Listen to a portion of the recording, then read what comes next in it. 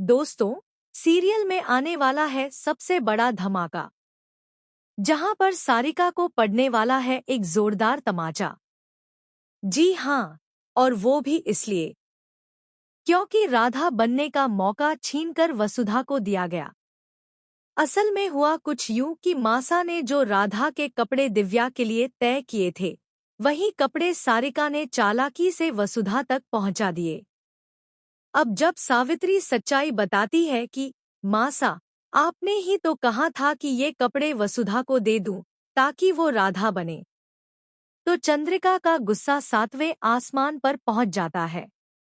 उधर वसुधा राधा बनकर सबके सामने आती है और मंच पर छा जाती है। तभी अविनाश भी अपना बलिदान देता है और कहता है, भाई, आज कृष्ण तुम बनोगे। और इसी तरह देव कृष्ण और वसुधा राधा बनकर सबका दिल जीत लेते हैं। दिव्या भी इस पल को देखकर खुश हो जाती है। लेकिन एक शख्स है जो बिल्कुल खुश नहीं है, और वो है चंद्रिका। चंद्रिका मानने को तैयार ही नहीं कि वसुधा उसके बेटे की बराबरी कर सकती है।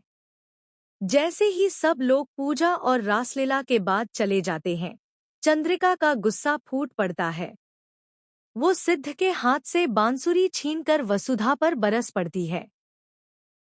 तुम हमारे बेटे की बराबरी कभी नहीं कर सकती।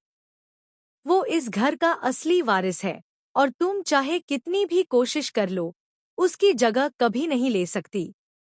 लेकिन वसुधा भी चुप रहने वालों में से नहीं। वो साफ कहती है, माँ साहब, मुझे तो ये कपड़े सावित्री बुआ ने दिए थे और उन्होंने ही कहा था कि मुझे राधा बनना है। और फिर सावित्री सबके सामने सच उगल देती है। असल में ये कपड़े सारिका ने ही मुझे दिए थे और कहा था कि वसुधा को राधा बनाना है। मैंने तो आपसे पूछने की कोशिश भी की थी, पर इन्होंने मुझे रोक दिया। और बस इतना सुनते ही सारिका की बैंड बज जाती है। चंद्रिका के सामने उसकी पोल खुल जाती है और अब सबकी नजरें सारिका पर टिक जाती हैं।